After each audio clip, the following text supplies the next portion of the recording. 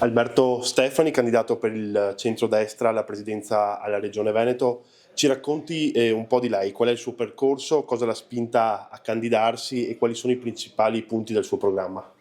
Ho iniziato facendo il consigliere comunale a 20 anni per poi essere il rappresentante parlamentare del territorio e candidarmi l'anno dopo a sindaco del mio comune a 26 anni. Ho fatto questa esperienza da sindaco che mi ha permesso di conoscere l'importanza del legame con il territorio, con le realtà locali, essere in mezzo alla gente che rappresenta ancora oggi la chiave per un programma che può guardare avanti alla società del domani tenendo conto di quello che i cittadini ci hanno chiesto di fare, di quello che i cittadini ci hanno chiesto di scrivere nel programma. Tra questi abbiamo messo al primo punto il sociale e la sanità. Davanti a una società che avrà una vita media più lunga, davanti a una società con un trend di denatalità così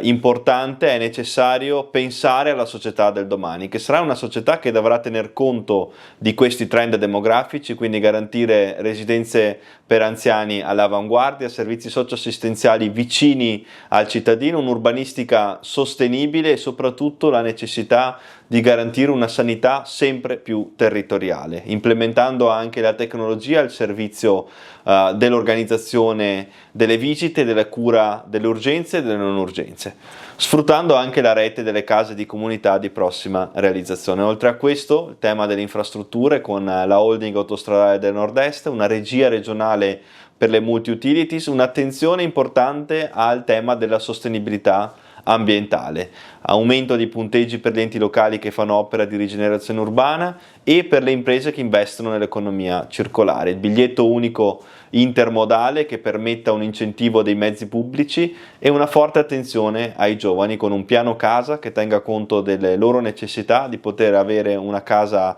a prezzi accessibili ad affitti calmierati. Proprio tra i giovani si registrano sempre più spesso episodi di violenza. Cosa propone per prevenire questi fenomeni e allo stesso tempo offrire anche più opportunità? È assolutamente fondamentale fare un'opera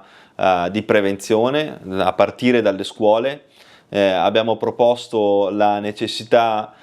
di permettere ai giovani di riscoprire il senso di comunità uscendo dai social network e dalla tecnologia che spesso assorbe la stragrande maggioranza della vita dei nostri ragazzi. È importante permettere loro un'integrazione con il mondo dell'impresa per gli istituti tecnici e professionali e per quanto riguarda in genere gli adolescenti la necessità di garantire anche dei percorsi di coinvolgimento con le associazioni locali. Tra questi abbiamo proposto l'iniziativa di un campus con la protezione civile ma anche con eventuali altre associazioni locali che permetta a questi ragazzi di scoprire il senso di mettersi al servizio degli altri, la necessità di avere quindi la possibilità di contribuire alla propria realtà locale con il proprio tempo, mettendosi a disposizione, mettendosi al servizio della propria comunità. Gli sportelli di ascolto nelle scuole e lo psicologo di base, altra figura che abbiamo già sperimentato come Regione del Veneto e che va assolutamente implementata. Il disagio giovanile va affrontato con coraggio, i dati ci dimostrano che oltre il 55% dei ragazzi riconosce un disagio psicologico e va assolutamente combattuto con le armi che anche la sanità ci mette a disposizione. Poi per qualche bullo di quartiere o qualche incivile che commette degli illeciti nelle nostre realtà locali, sarebbe bene che un campus molto più lungo, obbligatorio, fosse reso tale da una legislazione di carattere nazionale. Per queste persone essere anche magari obbligati a mettersi al servizio di un'associazione locale e magari di mettersi al servizio degli altri potrebbe rappresentare anche un modello per poter imparare il senso del dovere e il senso civico. Ecco, la sanità resta uno dei pilastri del sistema veneto, ma anche uno dei settori in questo momento più sotto pressione. E quali interventi ritiene i più urgenti, soprattutto per le liste d'attesa e per sostenere poi il personale sanitario? Abbiamo previsto l'implementazione della tecnologia al servizio della sanità, che deve essere sempre più territoriale ma anche sempre più digitale. Alcune ULSS hanno sperimentato con successo dei meccanismi di cura, di presa in carico delle non urgenze, sgravando il pronto soccorso e soprattutto ottimizzando l'organizzazione delle visite all'interno degli ospedali. È sicuramente una soluzione che può essere adottata e sperimentata in tutto il Veneto. Oltre a questo è necessario integrare con una contrattazione integrativa la dimensione lavorativa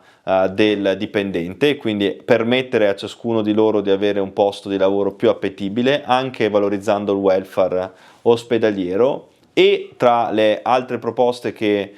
vogliamo lanciare anche quella di una sanità che tenga conto dei territori e che sia sempre più vicina ai cittadini, rendendo interoperabili i dati delle ULSS che devono dialogare sempre di più anche a livello amministrativo.